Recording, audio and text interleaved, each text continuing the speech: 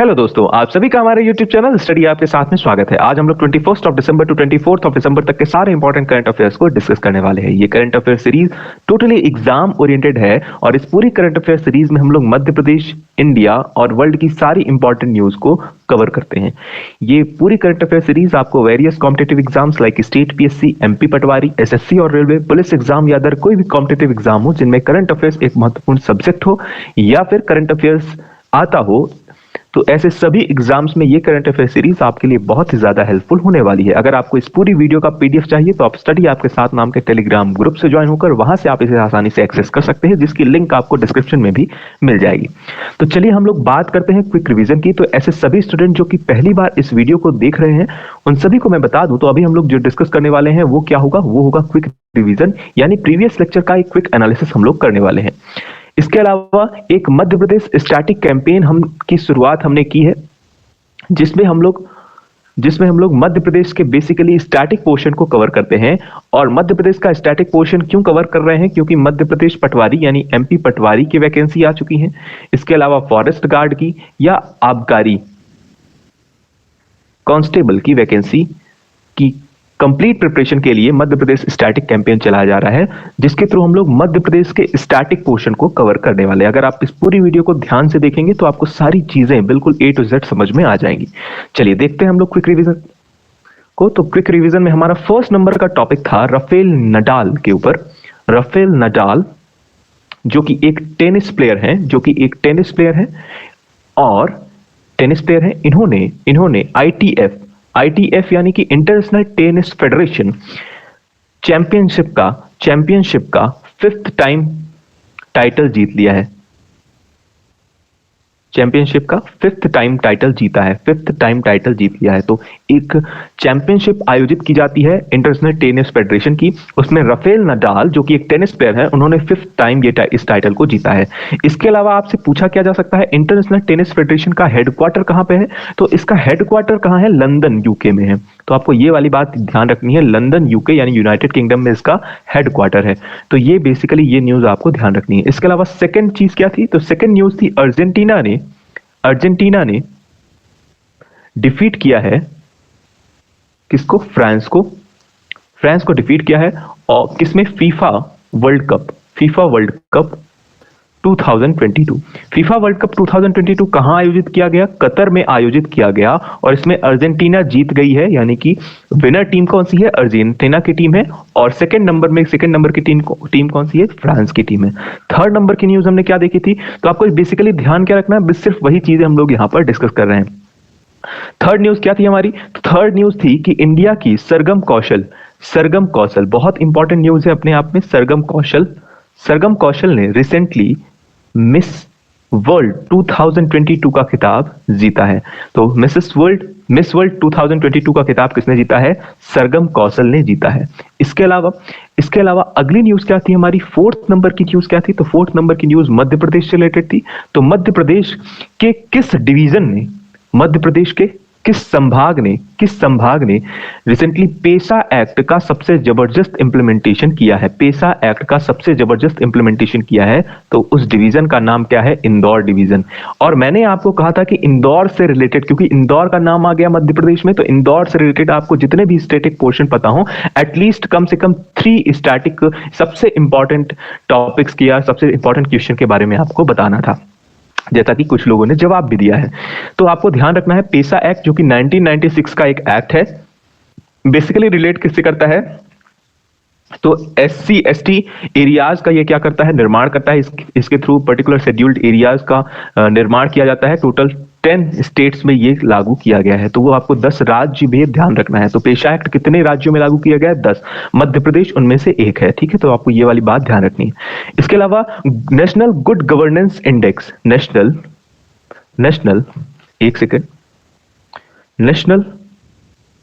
Good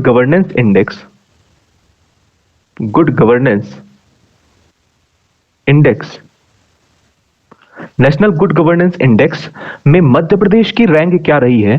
आपसे ये प्रश्न पूछा जा सकता है, तो मध्य प्रदेश की रैंक क्या रही है? फर्स्ट। किस कैटेगरी में अगर स्पेसिफाइड पूछ लिया जाए तो ग्रुप बी कैटेगरी में फर्स्ट रैंक रही है। अगर फर्स्ट कैटेगरी में आपसे पूछ लिया जाए कि ग्रुप ए में किसकी रैंक फर्स्ट थी, तो ग्रुप ए में बात करें तो गुजरात की रैंक क्या थी? फर्स्ट थी। तो ये सारी चीजें मैंने आपको ऑलरेडी बताई हुई हैं, आप प्रीवियस वीडियो में जाकर देखिए तो आपको सारी चीजें ए टू जेड समझ में आने वाली है।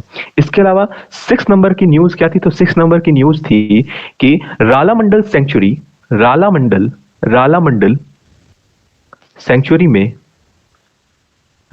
सेंचुरी में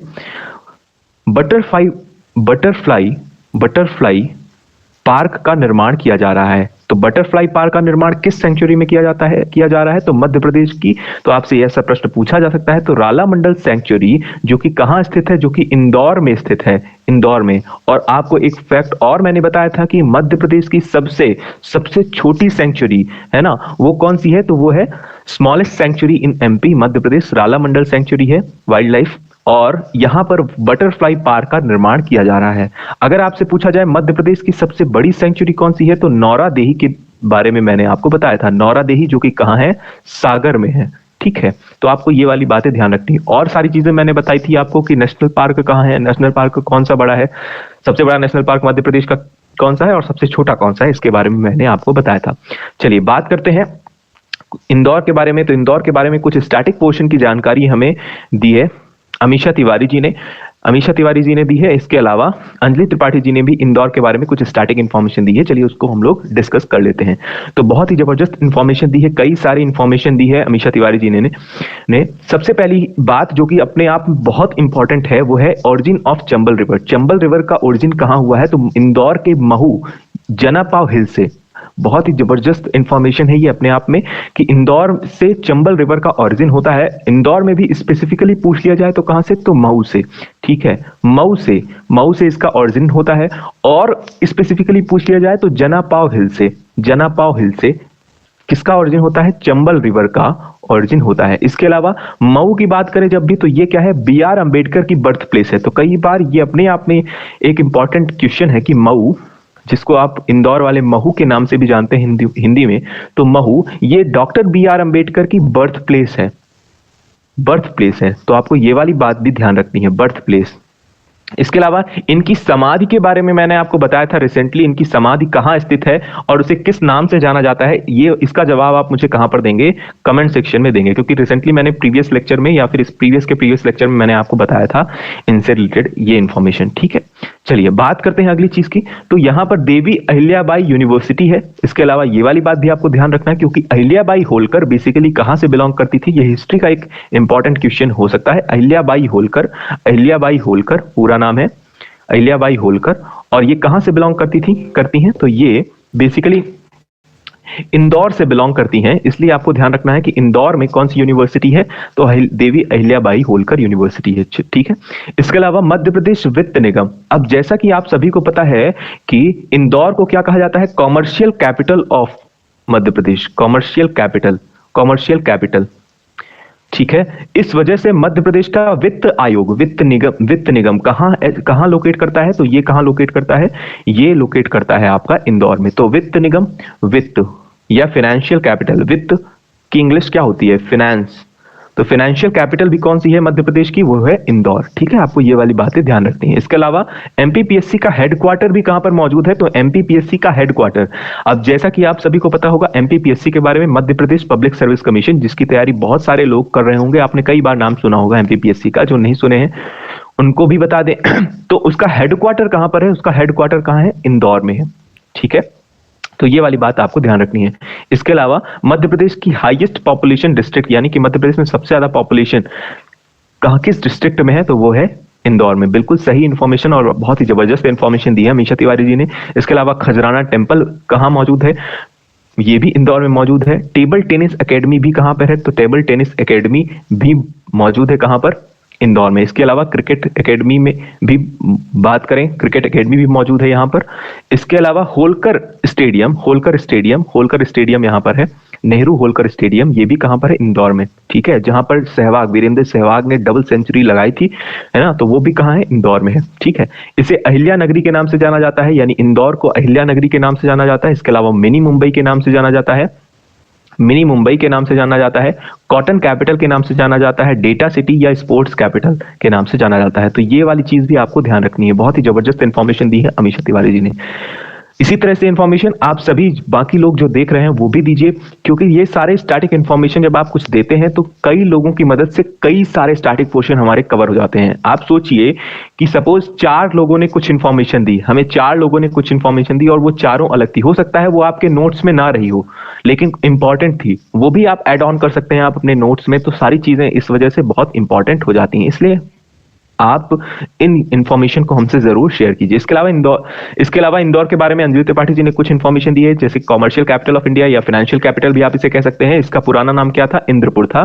first government sugar mill of Madhya Pradesh, ये भी बरलाई, जो भी कहां पर है? Sugar mill. शुगर मिल की बात करें तो पहली गवर्नमेंट शुगर मिल मध्य प्रदेश की कहां स्थापित हुई? वो भी इंदौर में स्थापित हुई, बरलाई में, ठीक है। इसके अलावा financial, Madhya Pradesh financial commission यानी कि वित्त आयोग का हेडक्वार्टर भी, जैसा कि मैंने आपको बता दिया था थोड़ी देर पहले कि वित्त आयोग का हेडक्वार्टर भी कहां पर है? इंदौर में है। और first international airport of Madhya Pradesh, ये भी बहुत ही जबरदस्त इंफॉर्मेशन है अपने आप में। First international airport of Madhya Pradesh, international airport of Madhya Pradesh कौन सा है? Devi Ahilyabai Holkar, Devi Ahilyabai Holkar airport, international airport Indore, ठीक है। तो ये वाली आप बात आपको ध्यान रखनी है। इसके अलावा कुछ और मैं करंट अफेयर्स के क्वेश्चन को आपको रिकैप करवा देता हूं जो कि इंदौर से रिलेटेड है। तो इंदौर में, इंदौर की बात करें, इंदौर की अगर हम लोग बात कर रहे हैं तो इंदौर में बेसिकली 2 रामसर साइट्स का, रामसर साइट्स में कुछ साइट इंक्लूड हुई हैं, उनका नाम क्या है? तो 2 लेक हैं जो कि कहां बिलोंग करते हैं, कहां स्थित हैं? इंदौर में है। पहला है सिरपुर लेक, सिरपुर लेक जो कि इंदौर में है, और दूसरा है यशवंत सागर लेक। इसे रिसेंटली यशवंत सागर लेक, यशवंत सागर लेक इसे रिसेंटली रामसर साइट में इंक्लूड कर लिया गया है। ये दोनों कहां स्थित हैं? ये दोनों लेक स्थित हैं कहां पर? इंदौर में। तो आपको ये वाली बात ध्यान रखनी है। तो सिरपुर लेक कहां है और यशवंत सागर लेक। इसके अलावा अगली इंफॉर्मेशन मैं आपको दे देता हूं। तो अगली इंफॉर्मेशन है कि first international toy cluster, first international toy cluster, हालांकि ये सारी चीजें हम लोग करंट अफेयर्स में ऑलरेडी डिस्कस कर लिया है, लेकिन फिर भी इसकी भी स्थापना कहां हुई? इंदौर में हुई, ठीक है। तो ये वाली बात आपको ध्यान रखनी है। इसके अलावा कुछ और बेसिक इंफॉर्मेशन है, उनमें से लाडली लक्ष्मी योजना का सबसे जबरदस्त इंप्लीमेंटेशन कहां हुआ है? तो वो भी इंदौर में हुआ, और इसकी इंदौर की फर्स्ट रैंक रही है। यहां 1.81 लाख गर्ल्स को बेनिफिट दिया गया थ्रू दिस स्कीम, ठीक है। तो लाडली लक्ष्मी योजना का सबसे बेटर इंप्लीमेंटेशन में फर्स्ट रैंक रही है किसकी? इंदौर की रही है, ठीक है। तो ये वाली बातें आपको ध्यान रखनी है।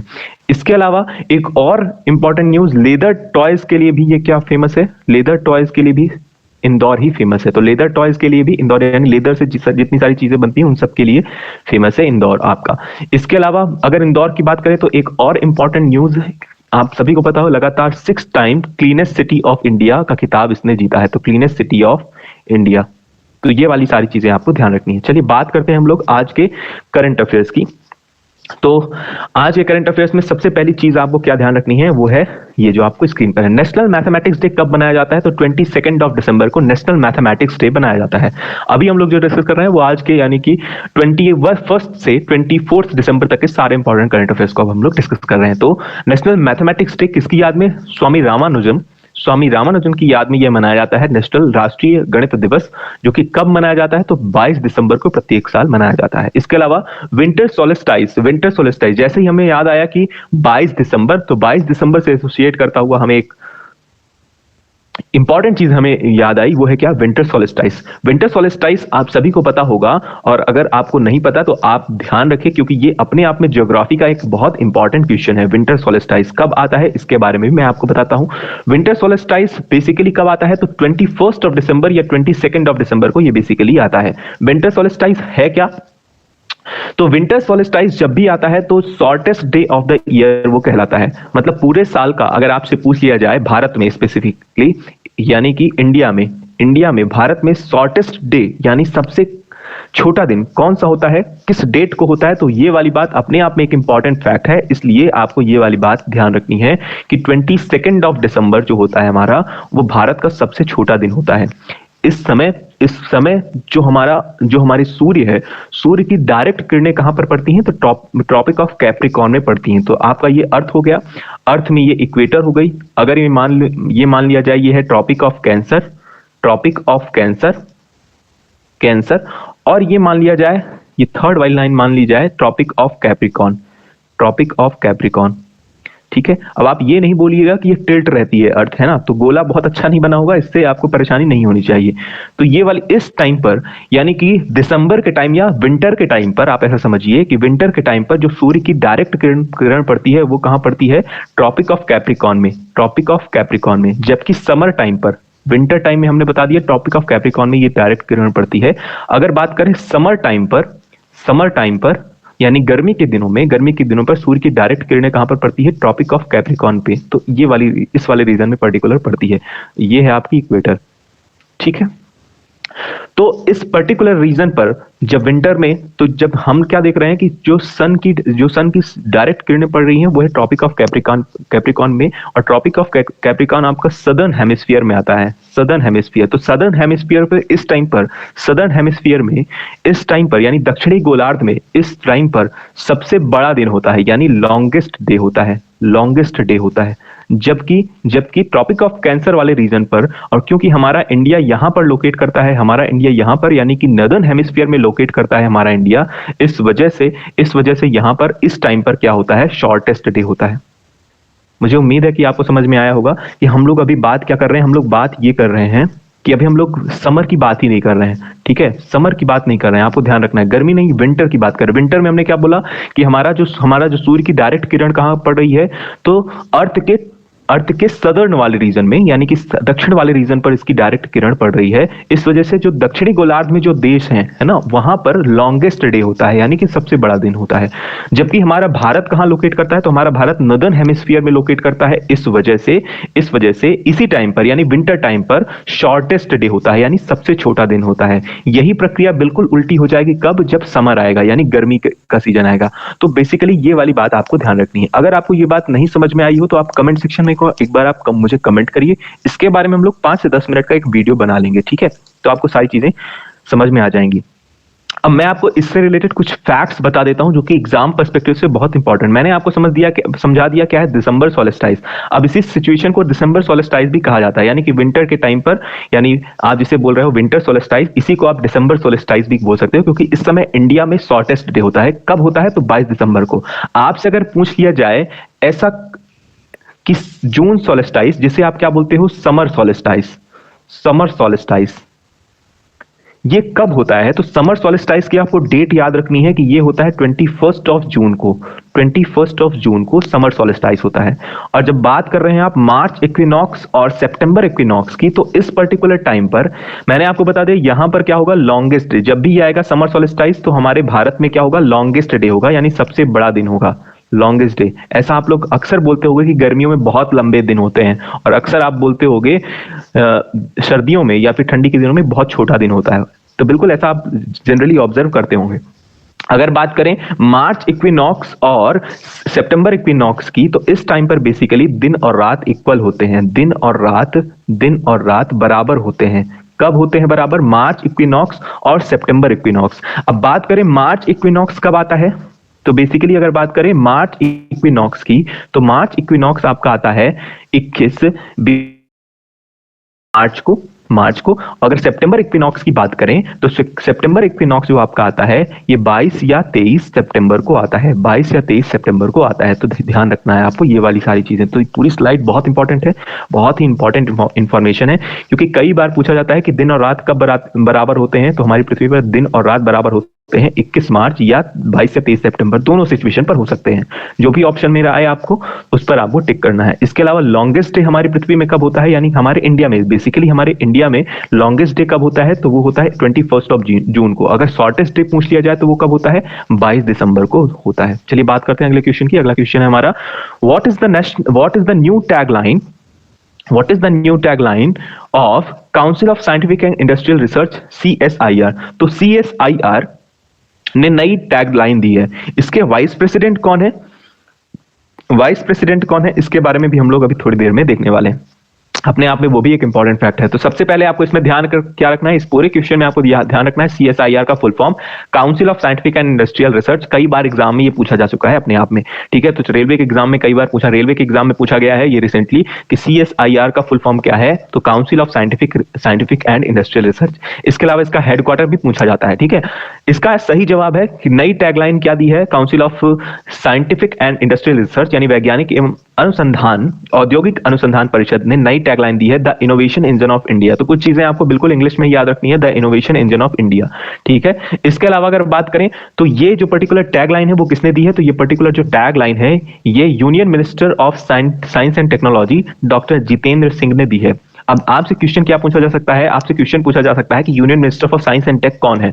तो union minister of science and tech कौन है, डॉक्टर जितेंद्र सिंह। इनकी इमेज भी मैं आपको दिखाऊंगा, आप परेशान नहीं होना। इसके अलावा यही जितेंद्र सिंह, डॉक्टर जितेंद्र सिंह, ये वाइस प्रेसिडेंट हैं CSIR के। तो CSIR के वाइस प्रेसिडेंट कौन है, तो डॉक्टर जितेंद्र सिंह। और इन्होंने ही नई टैगलाइन दी है इस ऑर्गेनाइजेशन को, और वो टैगलाइन क्या है, वो टैगलाइन है the innovation engine of India. तो इनोवेशन इंजन ऑफ इंडिया कौन है, the innovation engine of India है आपका CSIR, ठीक है। तो ये वाली बात आपको ध्यान रखनी है। इसके अलावा इसका हेडक्वार्टर कहां है, ये वाली बात आप ध्यान रखेंगे। तो हेडक्वार्टर है इसका नई दिल्ली में। तो नई दिल्ली में इसका क्या है, हेडक्वार्टर है। और इन्होंने एक कैंपेन भी लॉन्च किया, और वो कैंपेन का नाम क्या है, 1 week 1 lab country wide campaign. यानी कि ये कैंपेन पर्टिकुलरली किस ऑर्गेनाइजेशन ने लॉन्च किया है, तो ये पूछा जा सकता है। तो CSIR यानी council of scientific and industrial research ने एक कैंपेन लॉन्च किया है 1 वीक 1 लैब। तो लेबोरेटरी से एसोसिएटेड है, आपको ये वाली बात ध्यान रखनी है, ठीक है। चलिए बात करते हैं टोटल कितनी लेबोरेटरीज हैं, तो 37 लेबोरेटरीज पूरे इंडिया में इसकी स्प्रेड है, ठीक है, अलग अलग राज्यों में। चलिए बात करते हैं CSIR का एस्टैब्लिशमेंट कब हुआ, तो CSIR का एस्टैब्लिशमेंट हुआ 26 सितंबर 1942। 26 ऑफ सितंबर यानी 26 सितंबर 1942 को इसका एस्टैब्लिशमेंट किया गया। और इसकी फर्स्ट मीटिंग कब हुई, तो first meeting of governing body यानी कि बनने से पहले इसकी पहली मीटिंग कब हुई थी, तो 9th ऑफ मार्च 1942 को इसकी फर्स्ट मीटिंग हुई। ये है डॉक्टर जितेंद्र सिंह, यही है वाइस प्रेसिडेंट ऑफ CSIR। इसके अलावा यही सारी चीजें आपको हिंदी में भी मिल जाएंगी। इसके अलावा अगर बात करें तो गुड गवर्नेंस डे, जैसा कि मैंने आपको प्रीवियस लेक्चर में बताया था, जब हम लोग इंडेक्स के बारे में, गुड गवर्नेंस इंडेक्स के बारे में डिस्कस कर रहे थे, तो मैंने आपको बताया था गुड गवर्नेंस डे कब मनाया जाता है, तो 25 दिसंबर यानी क्रिसमस डे के दिन मनाया जाता है गुड गवर्नेंस डे। और ये किसकी याद में मनाया जाता है, तो ये वाली बात भी अपने आप में बहुत इंपॉर्टेंट है कि हमारे भारत रत्न प्राइम मिनिस्टर अटल बिहारी वाजपेयी जी की याद में यह मनाया जाता है। तो ये दिवस यानी गुड गवर्नेंस डे, सुशासन दिवस, कब मनाया जाता है, ये मनाया जाता है 25 दिसंबर को। किसकी याद में, अटल बिहारी वाजपेयी जी की याद में मनाया जाता है। इसके अलावा अगला क्वेश्चन क्या है, what is the India's rank in 2022 global food security index यानी वैश्विक खाद्य सुरक्षा सूचकांक 2022 में भारत की रैंक क्या है। तो ये अपने आप में बहुत इंपॉर्टेंट क्वेश्चन है ना। जैसा कि मैंने आपको बताया CSIR का फुल फॉर्म आपको ध्यान रखना है, उसका हेडक्वार्टर याद रखना है, ठीक है। और वहां के वाइस प्रेसिडेंट कौन है, तो या फिर union minister of science and tech कौन है, जितेंद्र सिंह। तो ये वाली बात प्रीवियस वाले से आपको याद रखनी है। और इसके अलावा इसमें आपको याद रखना है कि इंडिया की रैंक क्या रही है 2022 में ग्लोबल फूड सिक्योरिटी इंडेक्स में। इंडिया की रैंक रही है 68th पोजीशन रही है इंडिया की आउट ऑफ 130 कंट्रीज। मतलब टोटल 113 देशों में ये particular index global food security index ने सर्वे किया, और उसमें इंडिया की कौन सी रैंक रही, तो 68th रैंक रही है। तो अपने आप में ये बहुत इंपॉर्टेंट है, आपको ध्यान रखना है कि ग्लोबल फूड सिक्योरिटी इंडेक्स में इंडिया की रैंक क्या है 2022 में, वो है 68th रैंक है। इसके अलावा बात करें टॉप 3 कंट्रीज की, तो टॉप 3 कंट्रीज कौन कौन सी हैं, तो टॉप 3 कंट्रीज हैं फिनलैंड, आयरलैंड और नॉर्वे। तो फिनलैंड, आयरलैंड और नॉर्वे, तो ये फर्स्ट, सेकंड और थर्ड। फर्स्ट है फिनलैंड, सेकंड रैंक आयरलैंड और थर्ड किसकी है, नॉर्वे की। अगर बात करें इंडिया की रैंक 2021 में क्या थी, तो 2021 में इसकी रैंक क्या थी, 71st। तो लगातार इंप्रूवमेंट जारी है इंडिया की रैंक में 71st पोजीशन था ग्लोबल फूड सिक्योरिटी इंडेक्स 2021 में इंडिया की। 2022 में क्या है, तो 2022 में है 68th रैंक है, ठीक है। चलिए बात करते हैं कि फूड सिक्योरिटी के मेजर्स की बात होती है कि 4 फैक्टर्स के आधार पर ये पर्टिकुलर इंडेक्स तैयार किया जाता है। अफोर्डेबिलिटी यानी फूड की अफोर्डेबिलिटी कैसी है, अवेलेबिलिटी कैसी है, क्वालिटी कैसी है और सेफ्टी कैसी है, या किस नेचुरल रिसोर्स से आप बना रहे हैं या फिर आर्टिफिशियल रिसोर्स का या मैनमेड रिसोर्स का इस्तेमाल कर रहे हैं आप, और रेजिलेंस का इस्तेमाल करते हुए। तो इन पर्टिकुलर पैरामीटर्स को ध्यान में रखते हुए ये ग्लोबल फूड सिक्योरिटी इंडेक्स तैयार किया जाता है, जिसमें से इंडिया की रैंक क्या रही है, तो इंडिया की रैंक रही है 68th। इसके पहले इंडिया की रैंक क्या थी, तो 71st रैंक थी। ठीक है, लगातार इंप्रूवमेंट जारी है। ठीक है, फर्स्ट टॉप 3 कंट्रीज मैंने बता दी, फिनलैंड, आयरलैंड और नॉर्वे। चलिए बात करते हैं अगली न्यूज की। तो अगली न्यूज है हमारी 3 more sites added to tentative list of UNESCO. UNESCO की वर्ल्ड हेरिटेज साइट्स में 3 और साइट्स, भारत की 3 और साइट्स हैं जिन्हें अस्थायी सूची में जोड़ा गया है। अस्थायी सूची, ये अभी स्थायी नहीं हुई है ना, तो आपको ये वाली बात ध्यान में रखनी है कि स्थायी कितनी है और अस्थायी कितनी है। ठीक है, अगर मैं बताऊं अस्थायी सूची में भारत के और कितने हैं, तो टोटल 52 अस्थायी सूची में जोड़ी गई साइट्स हैं। ठीक है, और अगर बात करें परमानेंट यानी स्थायी रूप से कितनी जुड़ी हुई है, तो स्थायी रूप से 40 जुड़ी हुई हैं। तो आपसे पूछा जाए कि भारत में total UNESCO world heritage site कितनी है, तो 40 है। ठीक है, ये वाली बात आपको ध्यान रखनी है। अगर पूछ लिया जाए कि अस्थायी कितनी है, तो अस्थायी के रूप में आपको बताना है 52। ठीक है, चलिए तो 3 और साइट्स कौन कौन सी हैं उनको देख लेते हैं, उनके नाम। तो पहली साइट है वडनगर में। वडनगर कहाँ है? वडनगर आपका गुजरात में है, जो कि एक मल्टी लेयर्ड हिस्टोरिक टाउन है गुजरात में। वडनगर गुजरात, आपको ये वाली बात ध्यान रखनी है, ये जो आपको दिख रहा है ये। और वडनगर में ही बात करें तो ये नरेंद्र मोदी जी जो कि हमारे देश के प्राइम मिनिस्टर हैं, उनकी बर्थ प्लेस भी कहाँ की है, वडनगर गुजरात की ही है ना, वडनगर। इसके अलावा sun temple Modhera sun temple ये सेकंड यूनेस्को की अस्थायी लिस्ट में शामिल किया गया है इस साइट को। तो सन टेम्पल कहाँ है? मोढेरा में। एंड इट्स एडजॉइनिंग मॉन्यूमेंट्स, इसको किसमें इंक्लूड किया गया है? तो यूनेस्को की अस्थायी सूची में या एक टेंटेटिव लिस्ट में इसे शामिल किया गया है। तो 2 साइट का नाम मैंने आपको बता दिया, टोटल हमें 3 जानना है। थर्ड साइट कौन सी है? तो थर्ड साइट है the rock cut sculptures and reliefs of Unakoti या उनाकोती रेंज। उनाकोती डिस्ट्रिक्ट या उनाकोती पहाड़ी को पर्टिकुलरली, या वहां पर जो पर्टिकुलरली ये जो आपको पहाड़ी दिख रही है ना, ये जो आपको पहाड़ी दिख रही है सेकंड नंबर की, ये जो पहाड़ी दिख रही है, यहाँ पर पर्टिकुलर रॉक कट स्कल्पचर्स यानी कि रॉक्स को काट करके कुछ उस पर आकृतियां बनाई गई हैं, उसी को हम लोग बोलते हैं रॉक कट स्कल्पचर्स। और ये किस माउंटेन पर है या किस रेंज पर है? तो उनाकोती रेंज पर है। आपको ये वाली बात ध्यान रखनी है। और किस राज्य में है? तो ये राज्य का नाम भी ध्यान रखना है, त्रिपुरा में है। ठीक है, त्रिपुरा में।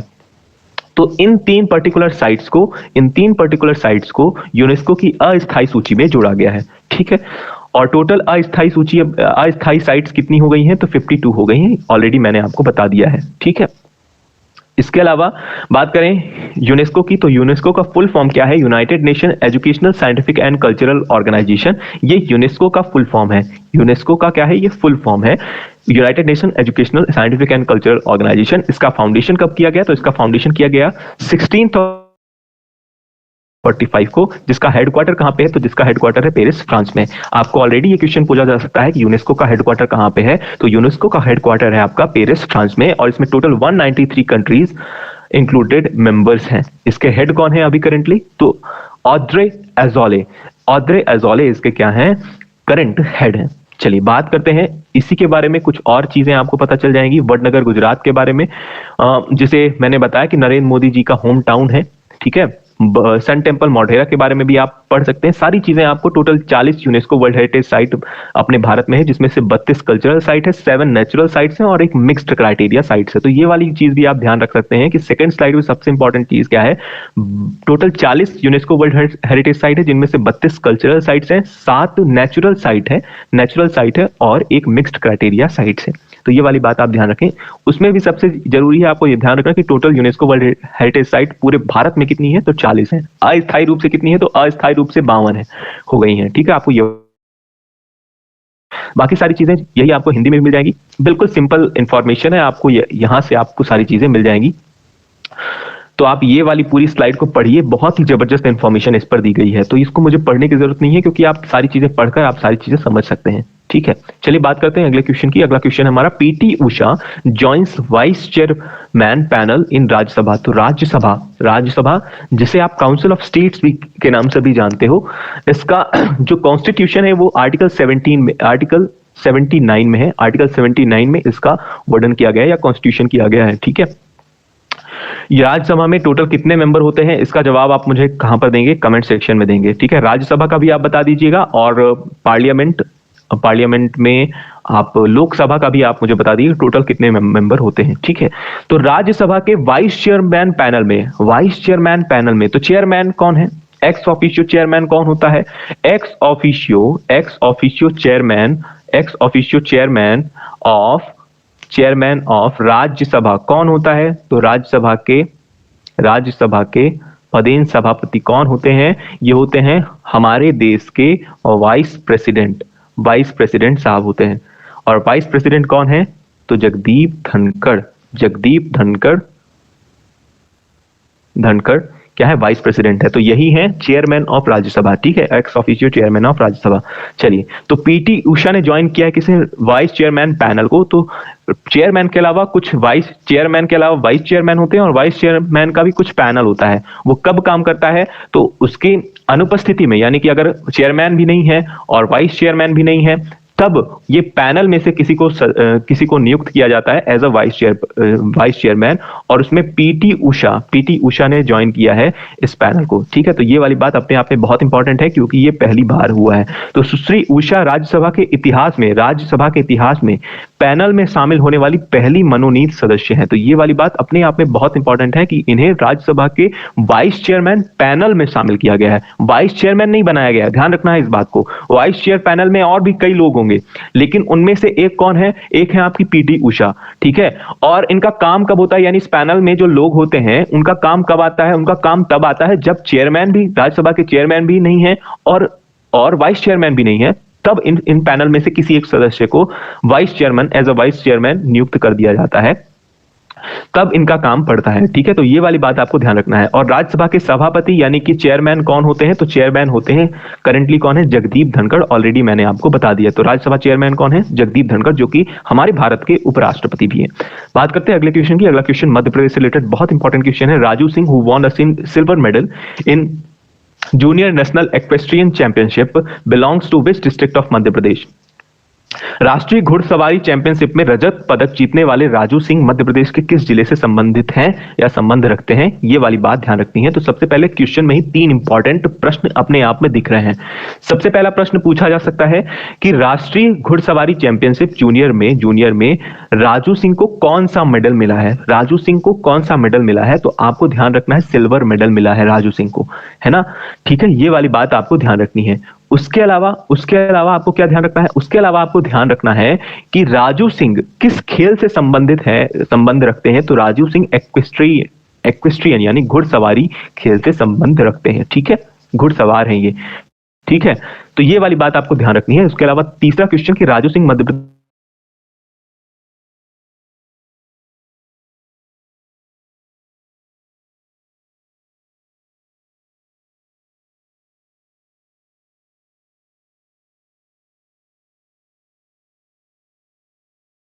तीन ही आप बताइए, है ना।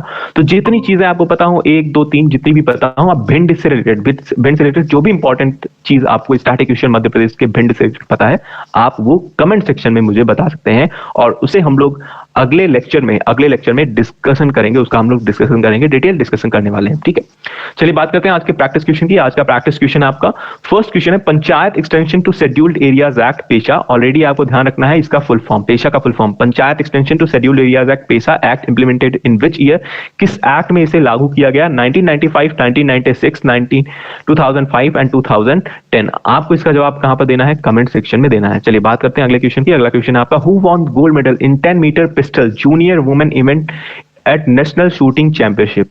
आप सभी को पता होगा कि national shooting championship recently Madhya Pradesh के भोपाल में आयोजित की गई, और इसमें जूनियर वुमेन कैटेगरी में किसने जीता है यह गोल्ड मेडल।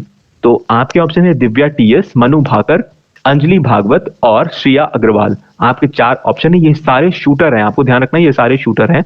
इसका जवाब भी आप मुझे कहां पर दे सकते हैं, कमेंट सेक्शन में दे सकते हैं। इसके अलावा अगर आपका कोई भी सजेशन हो, कोई भी फीडबैक हो इस पूरे सेशन से रिलेटेड, तो वो आप मुझे इन पर्टिकुलर सोशल मीडिया हैंडल्स के माध्यम से जुड़कर दे सकते हैं, चाहे वो इंस्टाग्राम हो, चाहे टेलीग्राम हो, चाहे फेसबुक में, कहीं पर भी, या फिर आप कमेंट सेक्शन के माध्यम से भी दे सकते हैं। अगर आपको ये पूरा सेशन पसंद आता है तो इस पूरे सेशन को आप अपने दोस्तों में ज्यादा से ज्यादा शेयर कीजिए।